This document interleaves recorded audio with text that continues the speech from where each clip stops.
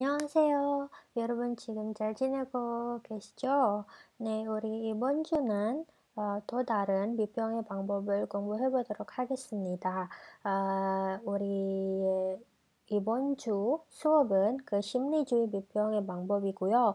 네, 여태까지는 우리 여러 가지 그 다섯 개,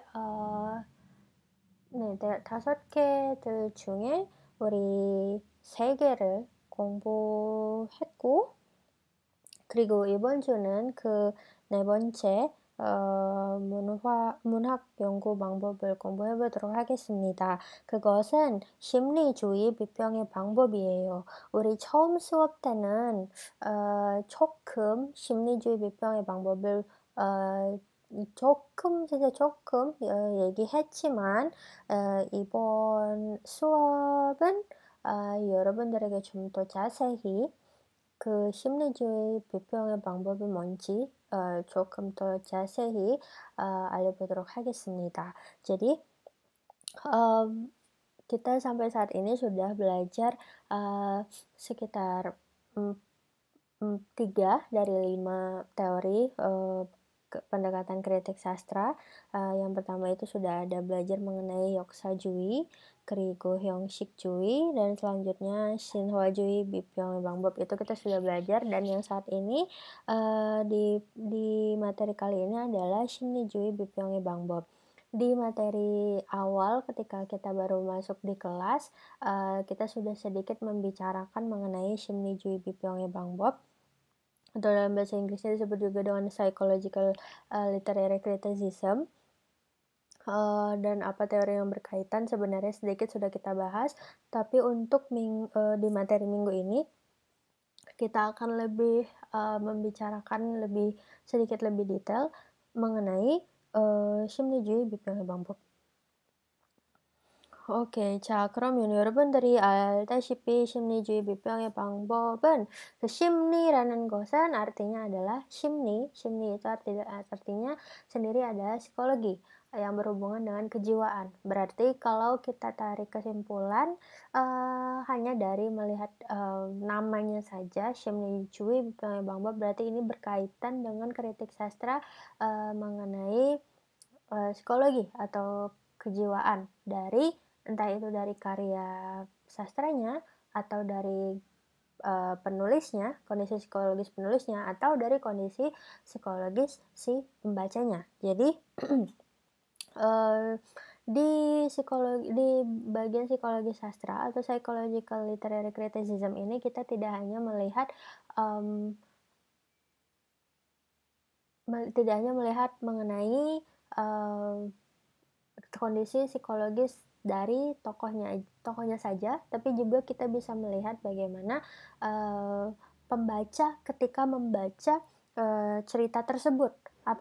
Bagaimana perasaan yang muncul ketika membaca cerita tersebut, atau kita juga bisa menganalisis atau melihat apa yang sebenarnya sedang dirasakan atau bagaimana kondisi kejiwaan penulis ketika penulis cerita ini. Karena biar bagaimanapun, untuk karya sastra mungkin ada yang sudah kita pelajari, ada yang berpendapat memang bahwa karya sastra itu tidak mencerminkan atau tidak menggambarkan atau merefleksikan kegiatan ataupun hal-hal yang ada di sekitar yang menjadi inspirasi munculnya karya sastra tersebut, entah itu kejadian sejarah atau kehidupan penulisnya atau apa segala macam. Tapi untuk di penelaahan karya sastra berdasarkan 심리주의 비평의 방법 ini, unsur-unsur ekstrinsik seperti kondisi psikologis pengarang itu adalah hal yang amat penting untuk dilihat gitu, untuk diteliti, karena karya sastranya itu merupakan tulisan yang ditulis oleh penulis ini merupakan cerminan, bisa dibilang cerminan dari hal-hal yang mungkin dialami atau hal-hal yang mungkin dirasakan oleh penulis pada saat itu gitu. Oke, jadi untuk 심리주의 비평의 방법 ini sebenarnya ada satu teori yang sangat amat penting yang digunakan eee, oleh para peneliti yang menganalisis karya sastra berdasarkan Simni Jue Bipyong Bang Bob.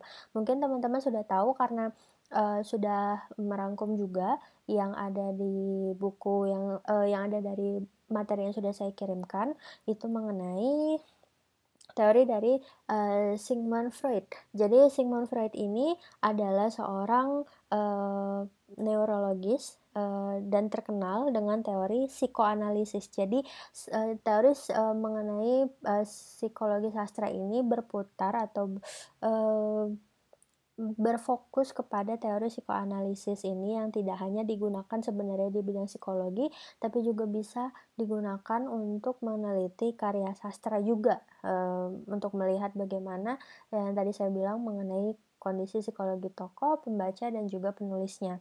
Nah, Sigmund Freud ini adalah, tadi saya bilang seorang neurologis yang beliau ini lahir tanggal 6 Mei 1856 di Frigyeri, Cekoslowakia.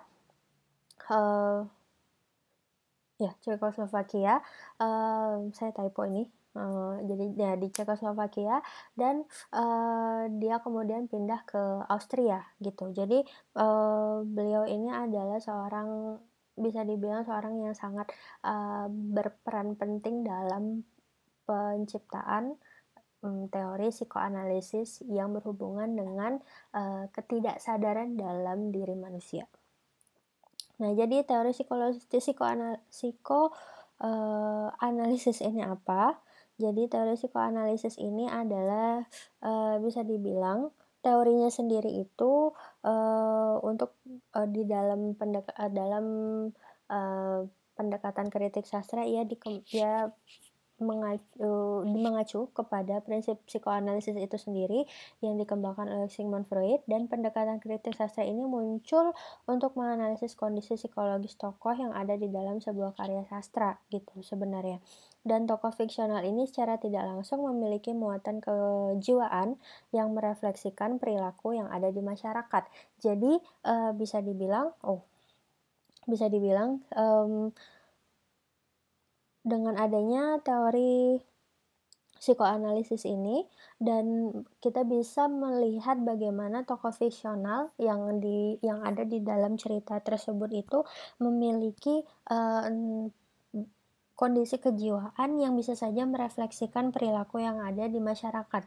Entah itu perilaku penulisnya sendiri mungkin atau perilaku orang-orang di sekitarnya saat ini, atau pada saat itu, sedang marak, eee muncul seperti apa gitu. Jadi entah mungkin ada dendam kah, atau kesedihan, atau putus asa, atau senang, atau apa segala macam. Nah, itu bisa tercermin di dalam tokoh, fiksional yang ada di dalam cerita tersebut gitu.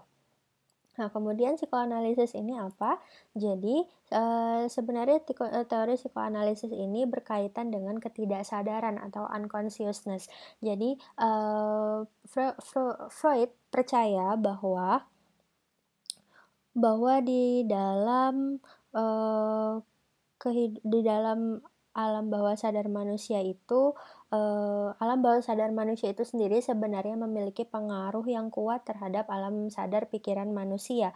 Jadi, bisa dibilang sebenarnya yang lebih banyak ada di dalam diri kita itu kemungkinan besar adalah alam bawah sadar kita. Jadi dia yang memberi pengaruh yang kuat.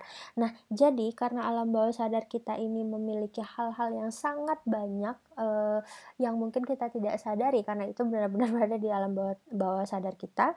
Jadi ketika alam sadar kita alam sadar manusia ini mencoba untuk menjangkau hal-hal yang, yang ada di dalam alam bawah sadar, eee, itu dan ternyata tidak mampu untuk menjangkau sejauh itu. Jadi, ketika kenyataannya ini dicoba untuk diangkat ke permukaan oleh si si orang tersebut, oleh alam sadar orang tersebut, menjadi sebuah realita, kemudian terjadi ketegangan antara informasi yang diambil oleh orang tersebut, oleh alam bawah sadar orang tersebut dengan, diri manusia yang mencoba untuk mengungkap hal tersebut. Jadi antara informasi dengan, kemampuan orang tersebut untuk, mengungkap hal yang ada di dalam bawah sadarnya itu tersebut akhirnya tidak imbang. Oleh karena itu,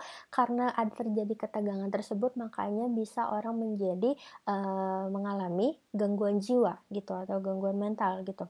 Nah, jadi antara alam bawah sadar dan alam sadar ini tidak match, tidak tidak apa ya, bisa dibilang tidak sesuai gitu, tidak sesuai. Jadi, muncul ketegangan yang bisa membuat orang yang, tidak mampu untuk menerima hal-hal realita yang ada di alam bawah sadarnya ketika dia berusaha mengungkapkan hal-hal, dari, eee, alam, eee, alam bawah sadarnya, gitu. Jadi, singkatnya seperti itu. Jadi mengenai teori psikoanalisis ini berkaitan awalnya mengenai ketidaksadaran. Jadi awalnya Freud itu membagi, taraf kesadaran menjadi 3 lapis, yaitu yang pertama adalah lapisan unconscious atau tak sadar, yaitu bagian terbesar ini yang saya tadi bilang kalau misalnya, alam bawah sadar kita memiliki banyak hal, lalu alam sadar kita berusaha untuk masuk menyelam alam bawah sadar dan kemudian, berusaha untuk mengambil informasi atau kenyataan dari situ, tapi pada akhirnya alam sadar kita tidak mampu menerima kenyataan atau realita yang kita ambil dari alam bawah sadar itu, pada akhirnya muncul ketegangan dan orang tersebut bisa mengalami gangguan jiwa gitu. Jadi, ya mungkin itu hal-hal yang bisa menjadi penyebab kenapa banyak orang-orang yang mengalami gangguan jiwa. Munculnya stres karena, hal-hal tersebut hal-hal yang tidak mampu lagi diterima oleh orang tersebut gitu, diterima di alam sadar orang tersebut. Nah, yang kedua itu adalah lapisan preconscious atau prasadar. Ini adalah bagian turun naik di bawah dan di atas permukaan. Jadi dia di antara tak sadar dengan sadar. Dan yang ketiga adalah lapisan conscious atau sadar itu, bagaikan bentuknya seperti gunung es gitu. Jadi kalau teman-teman lihat di sini, di gambarnya, di antara lapisan ini sebenarnya lapisan unconscious itu seperti gunung es yang ada di bawah, permukaan laut. Jadi dia jauh amat sangat lebih besar dibandingkan, eee, lapisan, conscious atau kesadaran yang kita miliki. Jadi yang ada di alam bawah sadar kita itu lebih banyak daripada yang ada di alam sadar kita gitu. Jadi bentuknya seperti fenomena gunung es ini. Apa yang kita ketahui mungkin, apa yang tidak kita ketahui lebih banyak daripada apa yang kita ketahui, seperti itu. Nah, tapi kemudian, eee, s akhirnya Freud kemudian, eee, setelah membuat tadi teori, eee, unconscious, preconscious, dan juga conscious, kemudian dia istilahnya memutakhirkan teorinya mengenai ketidaksadaran ini melalui teori, yang berfokus pada perkembangan mental manusia yang terdapat 3 unsur sistem kepribadian, yaitu id, ego, dan juga superego. Ya, ego dan superego. Jadi lebih lanjut, Freud dalam, teorinya menyatakan bahwa setiap orang memiliki unconscious self atau ketidaksadaran dan hal ini bahwa dalam kehidupan sehari-hari kita dihabiskan dengan, mengendalikan antara keinginan id, tuntutan dari ego, dan superego kita. Jadi id itu adalah, hal paling mendasar yang ada di dalam diri manusia yang tidak bisa sebenarnya dikontrol sendiri, tapi karena ada ego, jadi ego yang mengontrol id dan superego ini menjadi istilahnya seperti apa ya, mmm, polisi moral, untuk menjaga id supaya id tidak, lebih keluar batas gitu. Tapi apabila, superego juga kelewatan, dia harus apa ya, dikontrol oleh ego gitu. Jadi istilahnya id, ego, dan ego ini semuanya ada di dalam diri manusia masing-masing. Nah, jadi, id, ego, dan superego ini apa? Nah, Untuk yang pertama yang it itu atau di dalam bahasa Korea yang disebut dengan idil, jadi bagian yang sepenuhnya berada di dalam ketidaksadaran manusia. Jadi dia benar-benar berada di dalam ketidaksadaran diri kita sendiri dan ini menjadi seperti basic insting dari manusia.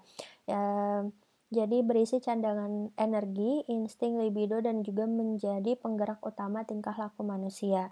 Dia juga menampilkan dorongan-dorongan primitif dan hewani pada manusia gitu. Jadi dia juga bekerja berdasarkan prinsip kesenangan. Pada dasarnya, it ini tidak memiliki kontrol terhadap, istilahnya dirinya sendiri gitu. Jadi dia benar-benar hal-hal mendasar yang ada di dalam diri manusia, keinginan-keinginan mendasar yang ada di dalam diri manusia yang tidak bisa dikontrol sendiri gitu.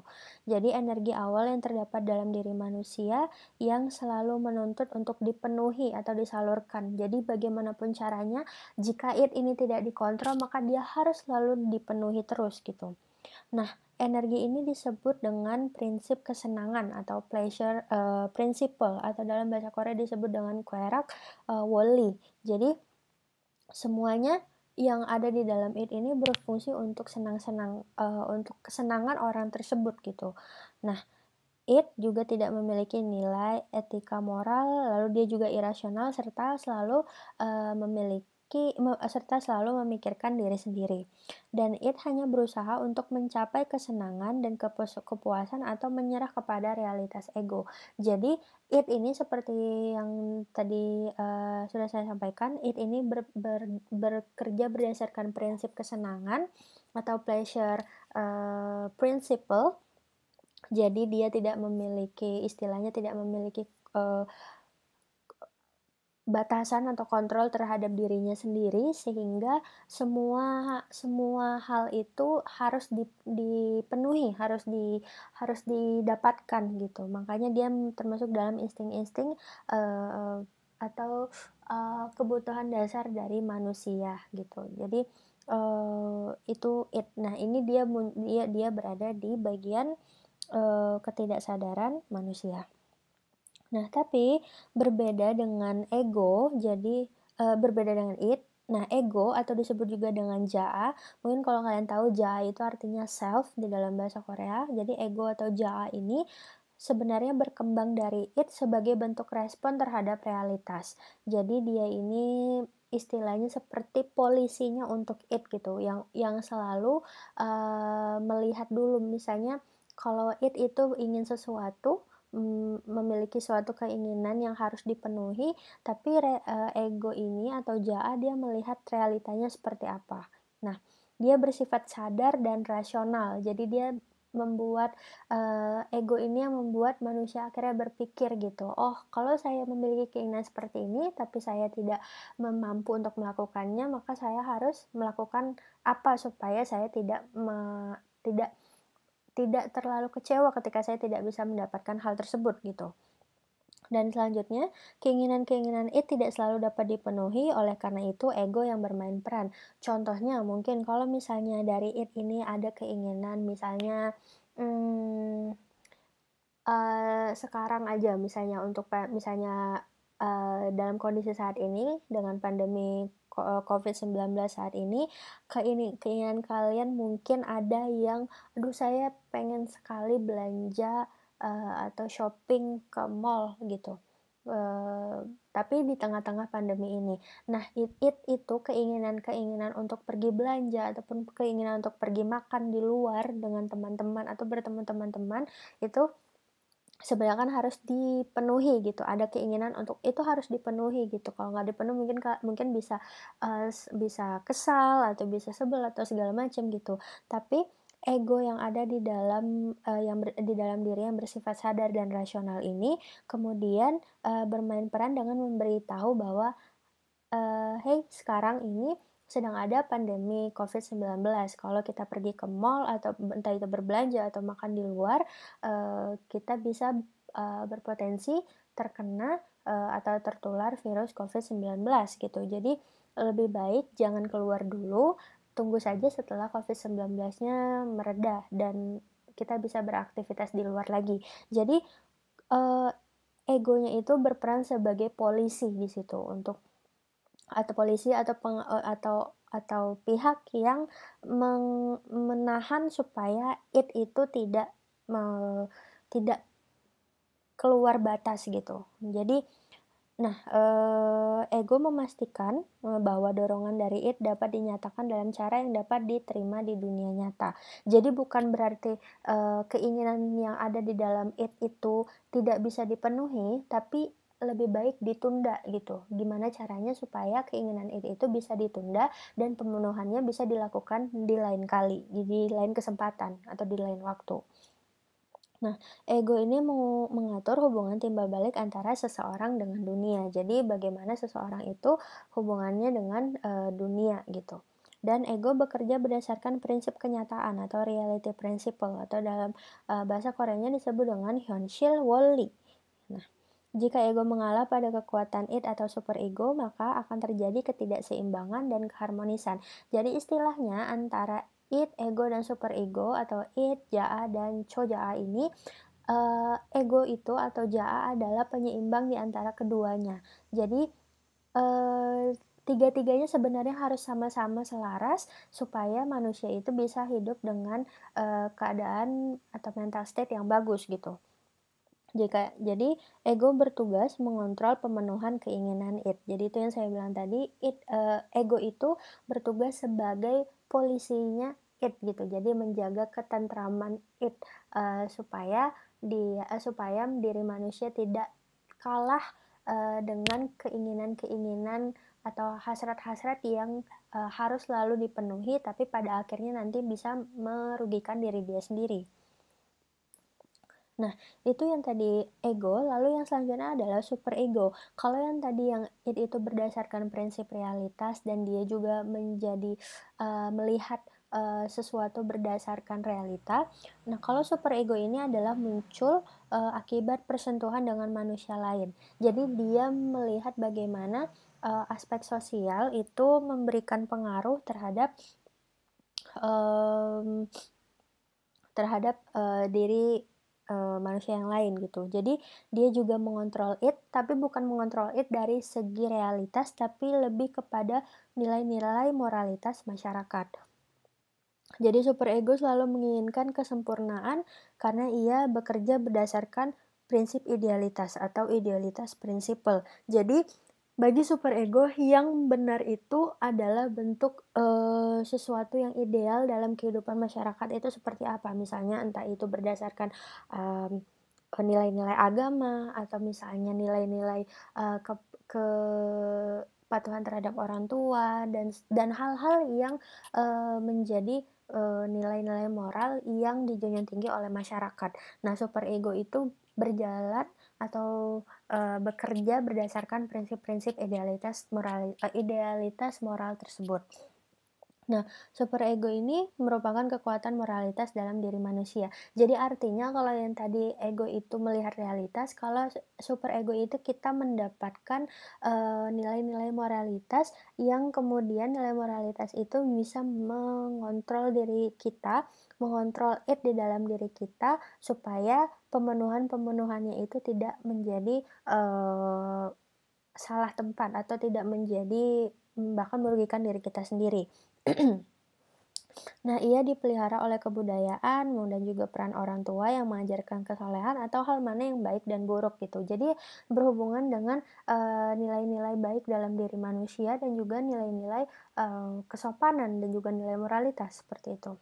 Dan tapi super ego ini bersifat irasional. Jadi karena tadi realitas itu kan dia melihat, bagaimana keadaan pada saat itu, keadaan di dunia pada saat itu. Tapi kalau super ego ini karena dia ber berprinsip, idealitas, jadi dia hanya melihat, dari segi, idealismenya saja gitu, dia tidak melihat realitanya.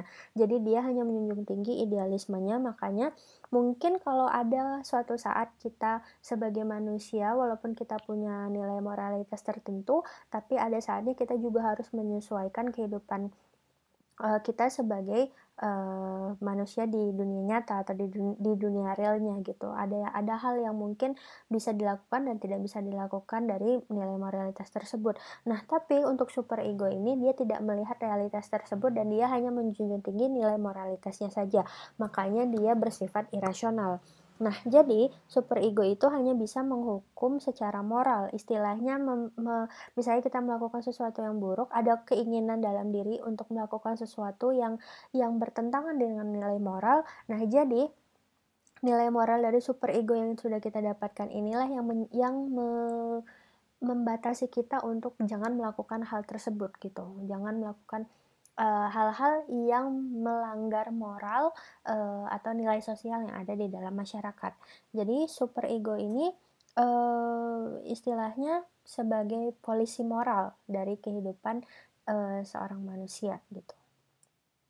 Nah, jadi untuk memudahkannya, jadi bisa dibagi menjadi 3 bentuk seperti ini di tabel ini. Jadi kalau id itu bentuknya irasional, sementara ego itu sadar dan rasional, dan super ego itu irasional. Dan id itu sepenuhnya berada di dalam ketidaksadaran manusia. Tapi ego itu bentuk respon terhadap realitas, dan super ego ini muncul sebagai bentuk dari persentuhan dengan manusia lain atau aspek sosial. Dan id ini bekerja berdasarkan prinsip, kesenangan atau pleasure principle, sementara ego itu, bekerja berdasarkan prinsip kenyataan atau reality principle, dan super ego itu bekerja berdasarkan prinsip idealitas atau ideality principle. Nah, kalau id itu memikirkan diri sendiri tanpa memikirkan hal-hal yang ada di sekitarnya, ego itu mengontrol pemenuhan keinginan id dengan melihat realita. Dan super ego itu, dia menghukum secara moral tapi dengan idealismenya yang sangat tinggi. Nah, jadi, 중요한 것은 di dalam semua, teori, psikoanalitis ini, 중요한 것은 이러한 세 가지를 하나로 통합하여 균형을 유지하는 일이다. 이와 같이 그 균형을 유지하는 인간은 건강한 사람이라고 한다. Jadi dari 3 ini sebenarnya jika digabungkan menjadi satu, bisa menjadi sesuatu yang imbang gitu, bisa menjaga keseimbangan dari diri manusia itu. Nah, apabila, keseimbangan dalam diri manusia itu keseimbangan antara id, ego, dan super ego ini bisa dijaga, maka, orang tersebut bisa disebut sebagai orang yang sehat gitu secara mentalnya. Oke. Ketahumenan. Oke, nah itu tadi mengenai teori psikoanalisisnya. Jadi, mungkin nanti ketika kita menganalisis sebuah karya sastra berdasarkan, teori Simnijui Bipyongye Bangbop ini, kita bisa melihat bahwa ada yang termasuk, dari tokoh tersebut itu seperti apa, lalu realitanya seperti apa, atau egonya seperti apa, dan, super ego atau chojaannya itu seperti apa gitu, moralitasnya seperti apa, realitasnya seperti apa, dan, eee, hasrat atau keinginan pribadi si tokoh itu seperti apa gitu. Nah, lalu 심리주의 비평의 방법이란 무엇인가요? Nah, jadi bisa dibilang ini, tadi yang saya bilang ini adalah psikologi sastra, sebenarnya ini adalah, pendekatan analisis sastra yang memusatkan perhatian kepada peristiwa kehidupan manusia yang ditinjau dari sudut pandang psikologis atau kejiwaan dari karya sastra, baik dari sudut pandang secara psikologis unsur pengarang, bisa juga tokoh yang dihadirkan pengarang dalam karyanya maupun pengaruh hasil karyanya terhadap pembaca. Nah, 정신 분석학계 장사적인 sigmund 프로이트는 이러는 문학 비평에 직접 적용하였다. 문학의 심리적 연구에서는 대체로 세 개의 지표를 surchung하고 작가와 작품 그리고 독자의 심리학을 추구한다.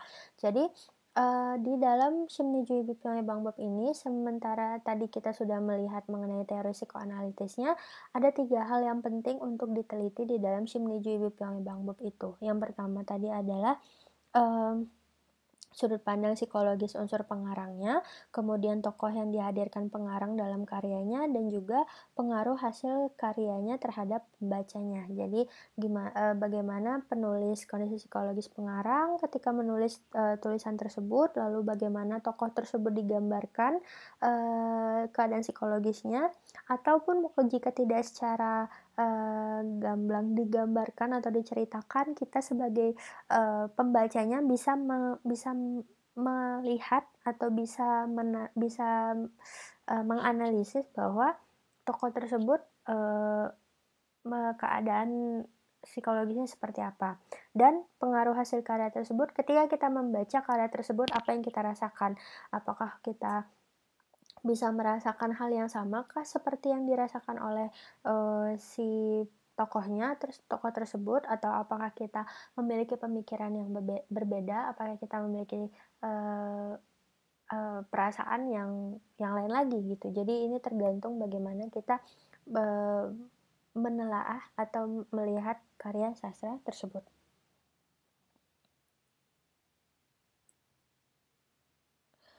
Oke, nah selanjutnya, eee untuk psikologi sastra ini, Wallach dan Warren itu menguraikannya dalam 4 definisi. Yang pertama, studi psikologi pengarang sebagai pribadi atau tipe.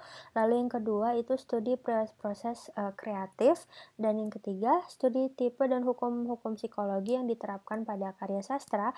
Dan keempat, studi yang mempelajari dampak sastra pada pembaca. Jadi semuanya ini masih berhubungan dengan yang 3 tadi yang sudah saya sebutkan. Jadi kalau studi psikologi pengarang sebagai pribadinya itu dia sebagai apa, bagaimana, dan studi proses kreatif ini dan juga tipe hukum psikologi yang diterapkan pada karya sastra ini berhubungan dengan, keadaan psikologis dari tokoh yang ada di dalam cerita tersebut. Dan yang keempat, studi yang mempelajari dampak sastra pada pembaca ini tentu yang berhubungan dengan bagaimana pembaca menerima atau, mengolah karya sastra tersebut. Oke, jadi 3 pendekatan dalam ke psikologi sastra tadi, yang pertama Jakai Shimny, lalu Dokcai Shimny, Jakpome Shimny. Pertama itu adalah Jakai Shimny atau Changjak. Jadi, Jakai Shimny ini berhubungan dengan, sebenarnya lebih ke bagaimana, keadaan psikologis, penulis ketika ia menulis, ceritanya tersebut gitu, dan bagaimana dia kemudian, menumpahkan ceritanya tersebut dan juga menyusun tokoh-tokoh yang ada di dalam ceritanya tersebut. Jadi ini lebih ke bagaimana dia menciptakan, karyanya dan bagaimana kondisi psikologis si penulisnya mempengaruhi, proses penciptaannya tersebut. Jadi ini juga dapat disebut juga dengan pendekatan ekspresif, yaitu mengkaji keadaan psikologis penulis ketika melakukan proses kreatif yang terproyeksi lewat karyanya, baik secara pribadi ataupun sebagai wakil dari masyarakat. Jadi bisa jadi juga keadaan psikologisnya, penulis itu menggambarkan apakah dia itu merupakan, saat itu dia memperlihatkan, pemikirannya dia atau keadaan yang dia alami itu sebagai dia pribadi, atau atau dia mewakili, perasaan masyarakat atau keadaan psikologis masyarakat, yang sedang mengalami sesuatu pada saat itu gitu. Jadi, bisa bisa banyak hal sebenarnya yang bisa dilihat dari perspektif, Jakai Shimny ini. Jakai Shimny ini ada Munak Chongshin, lalu Sisang, dan juga Yonggam. Nah, mungkin yang kalian, sudah baca dari buku, itu ada berkaitan dengan Yonggam, bagaimana dia mendapatkan inspirasi dari, sekitarnya, dan juga bagaimana dia mendapatkan inspirasi entah itu dari diri dia sendiri, apa yang sudah dia alami dan apa yang dia sudah rasakan, atau bagaimana dia melihat keadaan di sekitarnya, masyarakatnya kah, atau hal-hal yang terjadi di sekitar yang bisa mempengaruhi baik dirinya sendiri maupun masyarakat. Lalu Munak Jongshin, berkaitan dengan bagaimana semangat ketika menulis, karya sastra, dan juga, Sisang mengenai, putik konsep gitu, mengenai konsep-konsep, sastra. Jadi hal ini sebenarnya yang bisa mempengaruhi dari diri mmm, penulisnya sendiri, dan yang mungkin yang paling kelihatan besar itu adalah Yonggam atau inspirasinya. Jadi dari mana inspirasi itu ia dapatkan, seperti itu.